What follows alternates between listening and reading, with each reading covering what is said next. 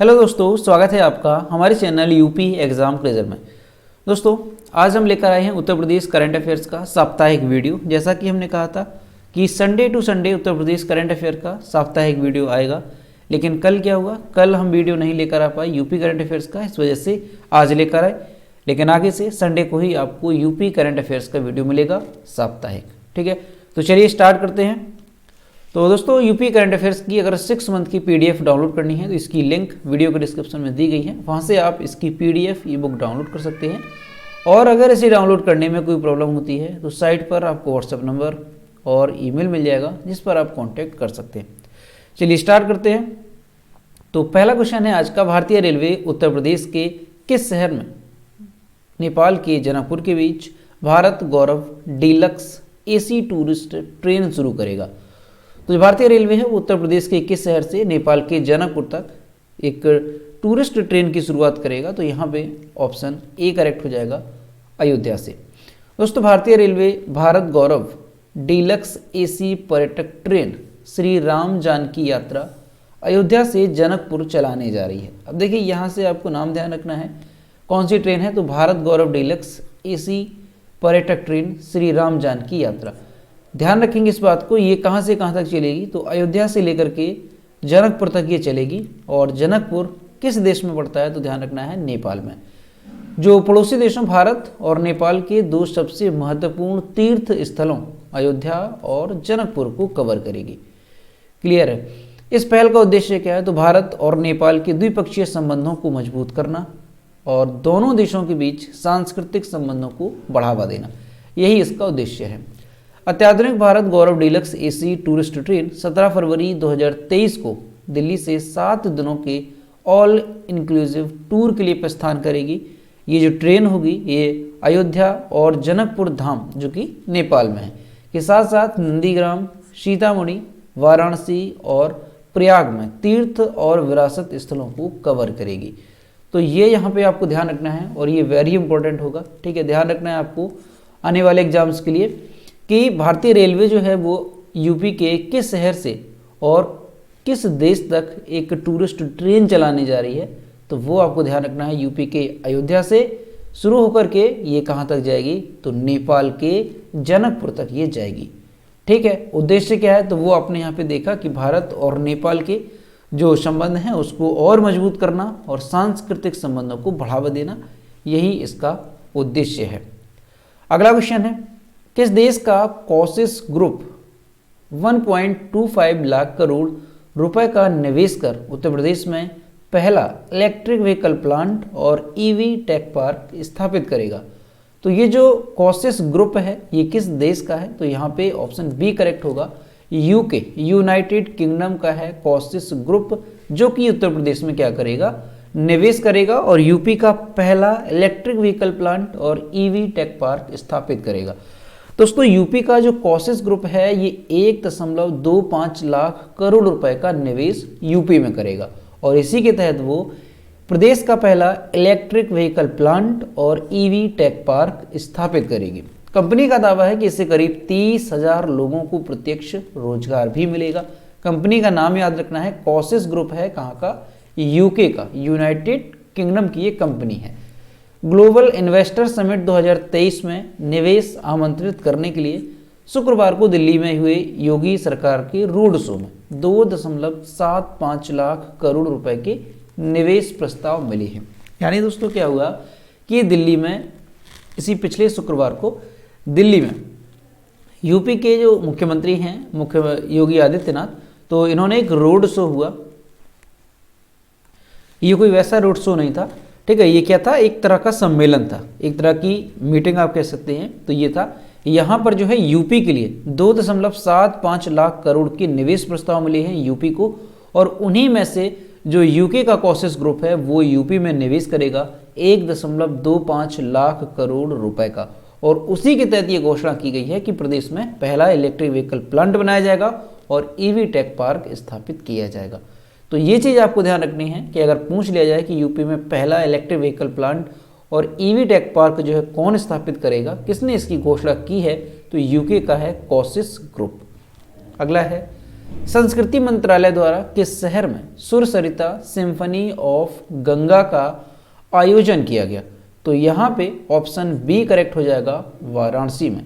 दोस्तों 12 जनवरी को दुनिया के सबसे लंबे रिवर क्रूज एमवी गंगा विलास क्रूज के लॉन्च की पूर्व संध्या पर वाराणसी में एक भव्य सांस्कृतिक कार्यक्रम किस नाम से? तो सुरसरिता सिम्फनी ऑफ गंगा का आयोजन किया गया। जाने माने शंकर महादेवन ने काशी विश्वनाथ कॉरिडोर पर आयोजित हो रहे भव्य संगीत कार्यक्रम की अगुवाई की। लगभग 1 घंटे के शो का समापन शंकर महादेवन के कर्तव्य गंगा के गायन के साथ हुआ। तो ये आपको ध्यान रखना है कि सुरसरिता सिम्फनी ऑफ गंगा का आयोजन कहाँ पे किया गया? तो वाराणसी में इसका आयोजन किया गया।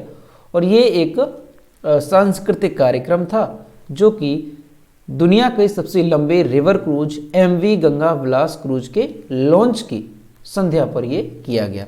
ठीक है, तो ध्यान रखना है सुरसरिता सिम्फनी ऑफ गंगा जो कार्यक्रम था ये कहाँ पे आयोजित किया गया? ये आयोजित किया गया है वाराणसी में 12 जनवरी को। अगला है, प्रधानमंत्री नरेंद्र मोदी ने कहाँ पर एमवी गंगा विलास क्रूज का शुभारंभ किया? तो वेरी इंपॉर्टेंट है, इसको आप लोग नोट भी कर लेना, ये आपके आने वाले एग्जाम में पूछा जाएगा। तो ध्यान रखना है कहाँ पे इसका शुभारंभ किया गया। ऑप्शन यहाँ पे ए करेक्ट हो जाएगा, वाराणसी से।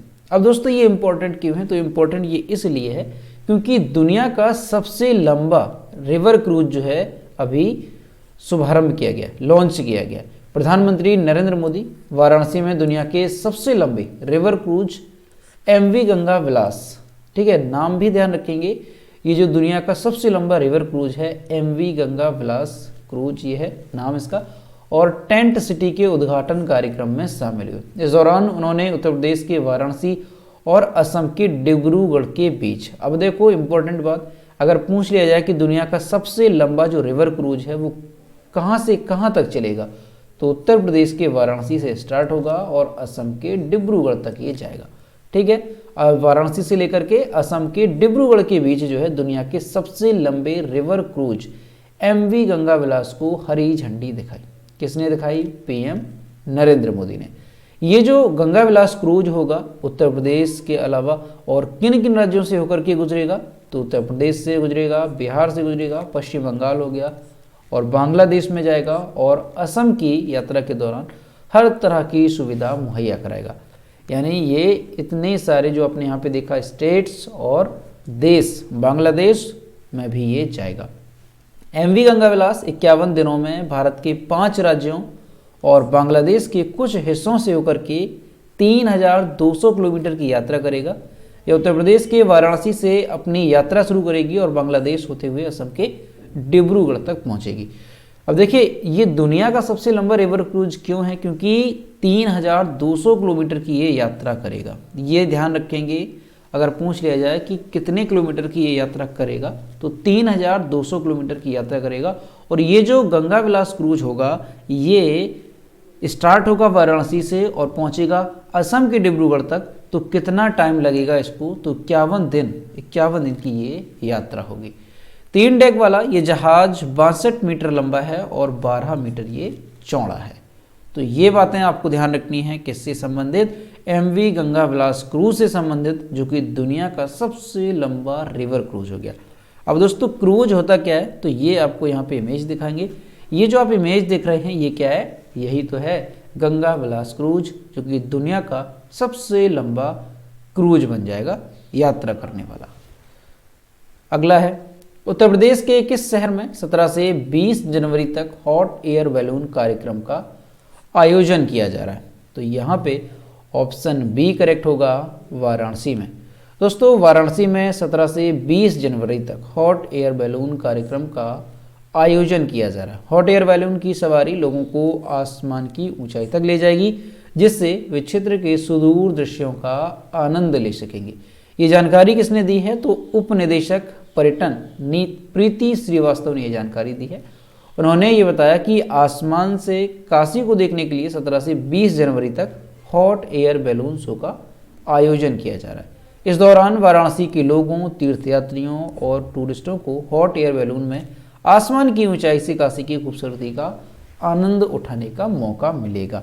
तो आपके लिए यहाँ पे यही इम्पोर्टेंट है कि हॉट एयर बैलून कार्यक्रम का आयोजन जो है वो कहाँ पे किया जा रहा है, तो वाराणसी में इसका आयोजन किया जा रहा है 17 से 20 जनवरी तक। और हॉट एयर बैलून कार्यक्रम, इसका मतलब क्या है, तो इसका मतलब ये है कि जो लोग हैं, जो पर्यटक हैं, जो तीर्थयात्री हैं, जो टूरिस्ट हैं, उनको क्या होगा, यहाँ पर जो है बैलून की सवारी कराई जाएगी और वो जो बैलून है वो आसमान में काफ़ी ऊंचाई तक जाएगा, जिससे जो लोग हैं वो बढ़िया जो सुंदर दृश्य हैं वो यहाँ पे आनंद ले सकेंगे। ठीक है। अब दोस्तों हॉट एयर बैलून होता क्या है, तो यहाँ पर जो आप ये सारी इमेजेस देख रहे हैं, यहाँ से देख सकते हैं ये होते हैं हॉट एयर बैलून। देख सकते हैं इस तरह का ये क्या है, एक बैलून है जिसमें नीचे कुछ एक छोटी सी ट्रॉली लगाई जाती है और इसमें लोग बैठते हैं। ठीक है, यही होता है हॉट एयर बैलून। तो इसी का आयोजन जो है वो किया जाएगा कहाँ पे, वाराणसी में इसका आयोजन जो है किया जाएगा। ठीक है, देख सकते हैं इसको।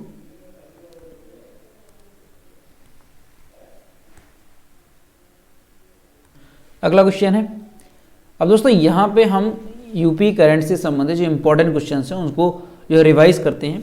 तो पहला क्वेश्चन है, भारत का पहला अमृत सरोवर कहाँ पे स्थापित किया गया, तो आप सभी को याद होगा, कई बार आपको बताया है, उत्तर प्रदेश के रामपुर में। रामपुर में जो है यूपी का, सॉरी इंडिया का, भारत का पहला अमृत सरोवर जो है बनकर के तैयार हुआ।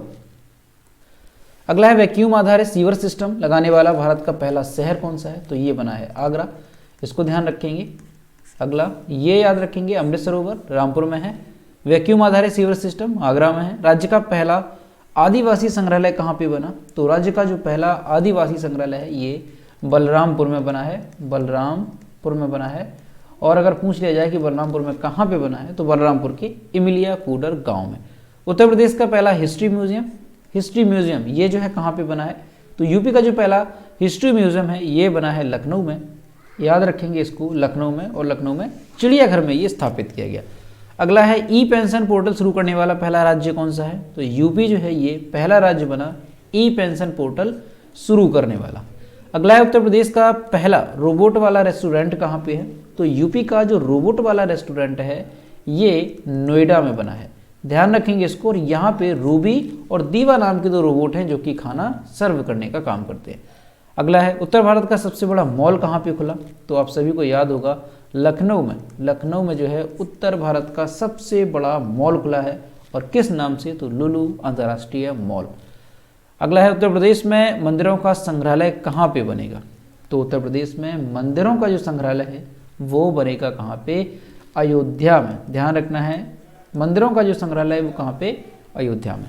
देश का पहला ग्रीन हाइड्रोजन प्रोजेक्ट जो है ये कहाँ पे लॉन्च किया गया, तो देश का जो पहला ग्रीन हाइड्रोजन प्रोजेक्ट है ये लॉन्च किया गया है मथुरा में। तो इस बात को भी आप यहाँ से ध्यान रखेंगे। दोस्तों यहाँ पे जैसे ये क्वेश्चन है अमृत सरोवर वाला, ये कई बार एग्जाम में पूछा जा चुका है, हाल ही में 2-3 एग्जाम हुए उनमें ये क्वेश्चन पूछा गया। तो ये सारे जो क्वेश्चन हैं वेरी इंपॉर्टेंट हैं, इन सभी को आपको याद रखना है। यहाँ से हम उत्तर प्रदेश की कुछ योजनाएं रिवाइज करते हैं। तो एक जिला एक खेल योजना हमारी यूपी से संबंधित है, ओडी-ओपी की तर्ज पर ही शुरू की गई थी। दस्तक अभियान और संभव पोर्टल यूपी से संबंधित हैं, डॉक्टर से सुनिए पहल, ये भी यूपी से संबंधित है। ई पेंशन पोर्टल की सुविधा देने वाला पहला राज्य कौन सा बना, तो ये भी यूपी बना। मुख्यमंत्री नगर सृजन योजना, ये भी हमारी यूपी से ही संबंधित है। एक तहसील एक उत्पाद योजना, ये कहाँ से संबंधित है, तो ये भी यूपी से संबंधित है। आप सभी जानते हैं ओडी-ओपी की तर्ज पर इसको भी शुरू किया गया था कि अब एक तहसील पे एक उत्पाद को चुना जाएगा। अगला है, कर्मचारी कैशलेस चिकित्सा योजना, यूपी से संबंधित है। मुख्यमंत्री मेधावी छात्रवृत्ति योजना, ये कहाँ से संबंधित है, तो ये भी हमारे यूपी से ही संबंधित है। अभी दोस्तों कुछ योजनाएं और आपको ध्यान रखनी है, जैसे यूपी में अभी जो है 1 डिस्ट्रिक्ट 1 वेटलैंड, ध्यान रखेंगे 1 डिस्ट्रिक्ट 1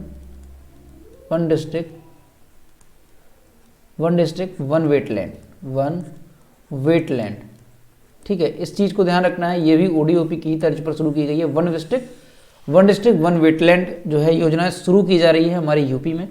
इसके अलावा ध्यान रखना है आपको, एक और योजना है खेत तालाब योजना। खेत तालाब योजना ये भी हमारे प्रदेश में शुरू की गई है। तो ये योजनाएं आपको ध्यान रखना है, यूपी से संबंधित है। और जो खेत तालाब योजना है ये वर्षा के पानी को संरक्षित करने के लिए शुरू की गई है। तो ध्यान रखना है, ये सारी योजना यूपी से है और वेरी इंपॉर्टेंट है, सबको आपको याद रखना है। तो दोस्तों ये थे उत्तर प्रदेश के करंट अफेयर के क्वेश्चन साप्ताहिक। तो वीडियो कैसा लगा? अगर वीडियो पसंद आया तो इसे लाइक करें, अपने दोस्तों के साथ शेयर करें, और अगर अभी तक हमारे चैनल पर नए हैं तो चैनल को सब्सक्राइब करना ना भूलें। साथ ही बेल आइकन को भी प्रेस करें ताकि टाइम टू टाइम नोटिफिकेशन आप तक पहुंचता रहे। तो मिलते हैं नेक्स्ट वीडियो में। Thank you.